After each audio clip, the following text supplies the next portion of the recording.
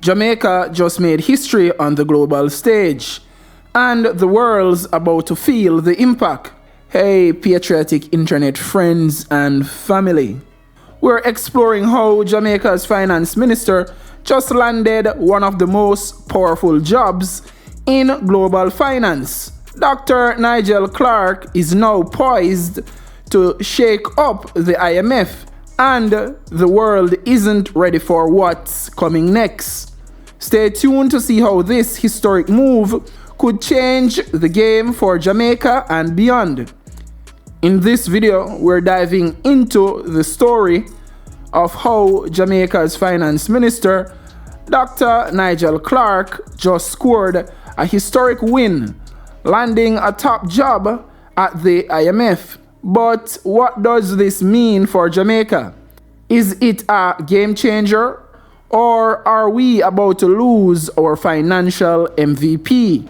Stick around to find out how this move could shake up global finance and put Jamaica on the map like never before.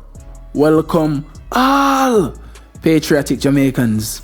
The movement continues. Make we get into it now? Let's kick it off. Jamaica, the land of reggae and jerk chicken, and apparently financial wizards. Just when you thought the headlines would be dominated by Usain Bolt's last victory lap, here comes Dr. Nigel Clarke, our very own Minister of Finance, with a plot twist. He's not just crunching numbers in Jamaica anymore. Nope, he's headed to the big leagues as the IMF's Deputy Managing Director. And no, this isn't some fancy title in a local office. It's a global gig, folks. Clarke is about to sit at the grown-up table with the world's financial heavyweights, making decisions that could shake the very foundations of global economics. But don't worry, he'll still find time to remind them that we invented reggae. So what does this mean for Jamaica? Is it a win, or are we about to miss our financial night in shining armor?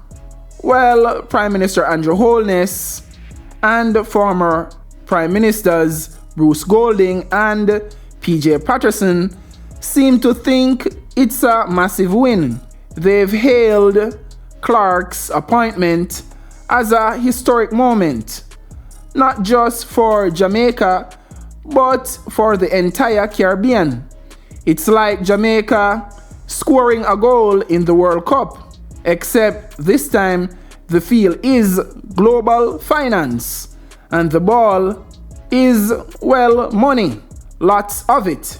Jamaica, but wait, let's not get carried away with the celebrations. The opposition has its reservations, reminding us that Clarke's departure comes at a time when Jamaica is grappling with some pretty gnarling economic challenges.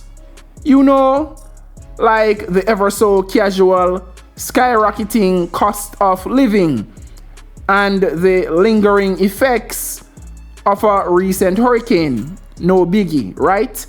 They're asking who's going to fill Clarke's shoes. And more importantly, are those shoes even replaceable? Jamaica, meanwhile, over at the IMF headquarters, Managing Director Kristalina Georgieva is practically throwing a welcome party. Clarke, she says, is not just a great addition, he's a game changer. With his experience in transforming Jamaica's economy, his voice will be crucial in representing the interests of developing nations. It's like the Caribbean finally has a seat at the table, and Clarke's got the conch shell to make sure everyone listens. Jamaica, but let's not forget the irony here. The same IMF that once imposed austerity measures on Jamaica is now welcoming a Jamaican to help lead it. It's like inviting the guy who beat you at dominoes to join your team. Because, let's face it, he's just that good. So what's next for Jamaica with Clarke at the IMF? Well, for one, we'll have some serious representation on the global stage. And who knows, maybe Clarke will be the one to nudge the IMF towards policies that are a bit more, let's say, island friendly. But as we gear up for this transition, one thing is for sure. Jamaica's voice in the world just got a whole lot louder. Here are some potential questions Jamaicans might have about Dr. Nigel Clarke's IMF appointment, along with answers to address their concerns. Question number 1. Will Nigel Clarke's departure leave a leadership gap in Jamaica's Ministry of Finance? Answer.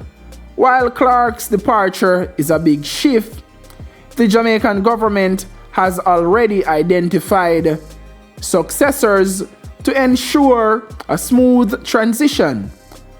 Policy continuity and economic stability remain top priorities, so Jamaica's financial management will stay on course. Question number 2. How will this appointment impact Jamaica's economy? Answer. Clarke's new role at the IMF could bring global attention to Jamaica's economic needs, potentially leading to more tailored support and better opportunities for the country. His insight into Jamaica's challenges could influence IMF policies in favor of developing nations like ours. Question number 3. Is this move a loss for Jamaica? Answer.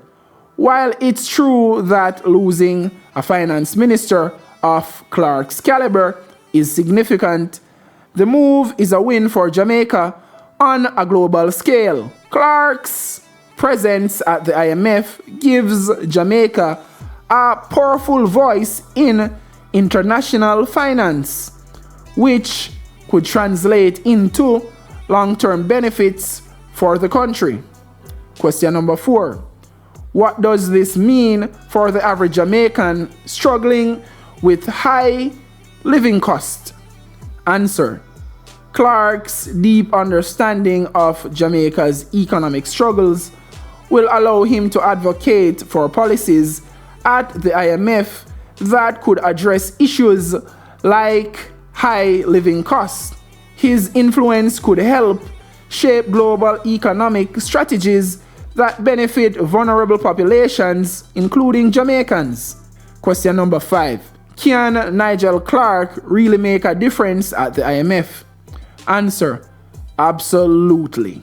Clarke's track record as finance minister shows his ability to drive economic transformation. His experience and leadership at the IMF can help shift the organization's focus towards the challenges facing small island nations and developing countries, potentially leading to more equitable global economic policies.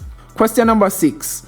Will Jamaica lose its financial progress with Clarke gone? Answer. Jamaica's economic progress is built on solid foundations, not just one person. While Clarke played a crucial role, the strategies and policies he helped implement are designed for long-term stability. The government's commitment to continuing these policies ensures that the country's progress won't be derailed. Question number 7. How will this appointment affect Jamaica's international relations? Answer. Clarke's role at the IMF is likely to strengthen Jamaica's international relations. Having a Jamaican in such a high-profile global position could open doors for more favorable trade deals, increased foreign investment, and stronger diplomatic ties with other nations. Question number 8. What's the significance of this appointment for the Caribbean as a whole? Answer. This is a monumental achievement, not just for Jamaica, but for the entire Caribbean. Clarke's appointment brings the region's challenges and perspectives to the forefront of global financial discussions, potentially leading to more tailored and effective solutions for Caribbean nations. Question number 9. How soon will we see the effects of Clarke's new role on Jamaica? Answer. While immediate changes might not be visible, Clarke's influence at the IMF could start shaping policies that benefit Jamaica and other developing nations in the near future. His appointment positions Jamaica to have a long-term impact on global economic decisions. Question number 10. What happens if his successors aren't as capable? Answer. It's natural to have concerns, but the Jamaican government has a succession plan in place, and the chosen candidates are expected to continue Clarke's work. Additionally, Clarke's new role allows him to still advocate for Jamaica's interests on a global scale, even if indirectly. I hope by addressing these questions and concerns reassures you this significant change is ultimately a positive step for Jamaica and the wider region. If you found this breakdown of Nigel Clarke's IMF move enlightening, smash that like button, share this video with your friends, and don't forget to subscribe for more deep dives into the stories that matter to Jamaica and the world. Let's keep the conversation going in the comments. What do you think Clarke's new role means for Jamaica? Catch you in the next one.